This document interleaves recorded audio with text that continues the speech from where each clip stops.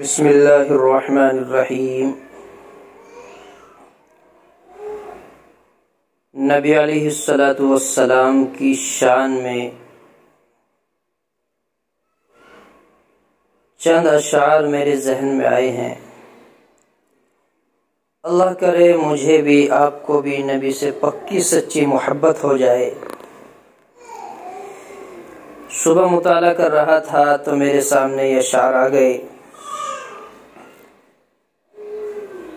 فارسی کے شعر ہیں: زباں تا بود در دہاں جائے گیر، ثنائے محمد بود دل پذیر۔ کتنے بہترین اشعار! زباں جب تک منہ میں برقرار رہے حضرت محمد مصطفیٰ کی تعریف دل پسند ہو۔ حبیب خدا اشرف انبیاء کہ عرش مجیدش بود متکا۔ اللہ تعالیٰ کے محبوب تمام انبیاء سے افضل کہ بزرگی والا عرش ان کی تکیہ گاہ ہوا۔ سوار جہانگیر یکراں براق کہ بگذشت از قصر نیلی رواق۔ جہاں کو پکڑنے والے تیز رو براق کے سوار نیلی چھت والے محل سے گزر گئے۔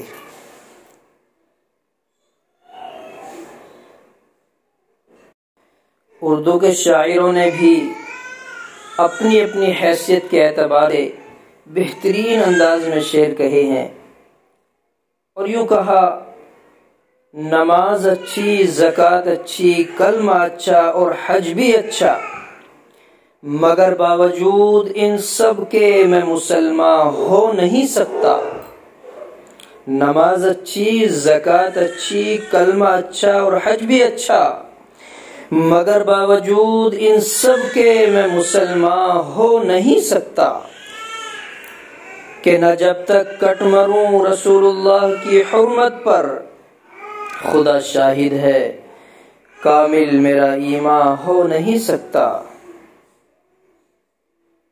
کیا بہترین اشعار اپنے اپنے انداز میں شاعروں نے کہے ہیں۔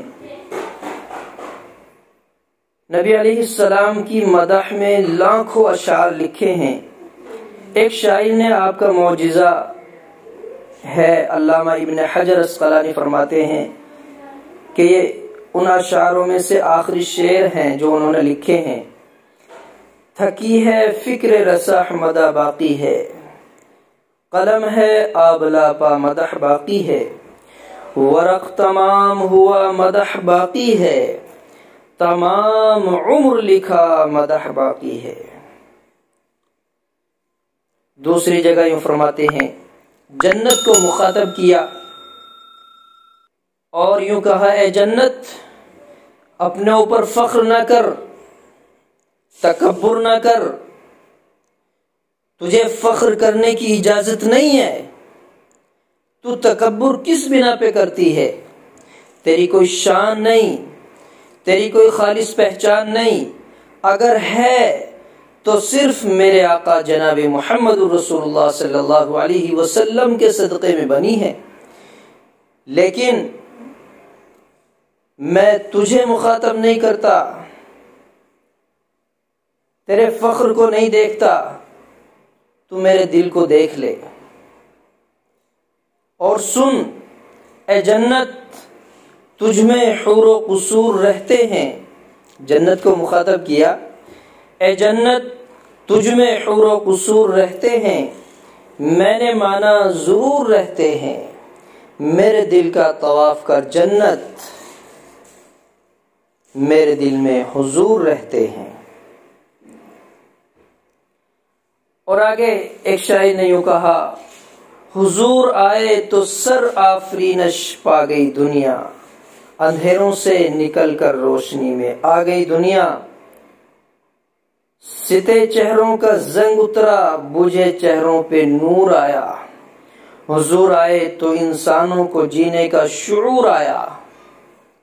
نبی علیہ السلام سے پہلے لوگ جاہلانہ زندگی گزارا کرتے تھے، ایک دوسرے کا شعور سلیقہ نہیں تھا، ایک دوسرے کی پہچان نہیں تھی، درندوں کی طرح زندگی گزار رہے تھے، صاف صفائی کا خیال نہیں، بہن بھائی کا خیال نہیں، یہ ساری درندانہ زندگی گزر رہی تھی، تو ان کے بارے میں یہ شعر کہا گیا تھا۔ لیکن ایک ابھی اسی دور کے شاعر ہیں، تقریباً میں نے 12 سال پہلے یہ شعر سنا تھا، اور کتنا بہترین شعر، یعنی ساری ہی بات ختم کر دی۔ یوں کہتے ہیں، لکھی میں نے نبیوں کی یوں ثنا اول سے آخر تک، لکھی میں نے نبیوں کی یوں ثنا اول سے آخر تک، محمد لکھ دیا بس ہو گئی ثنا اول سے آخر تک۔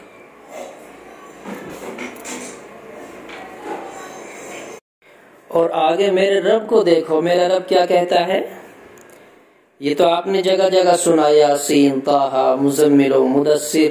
میرا رب ہر جگہ نبی کو پکارتا ہے پیار کے الفاظ میں، کہیں محمد الرسول اللہ کہتا ہے، کہیں احمد کہتا ہے، کہیں والضحیٰ، کہیں والشمس کہتا ہے۔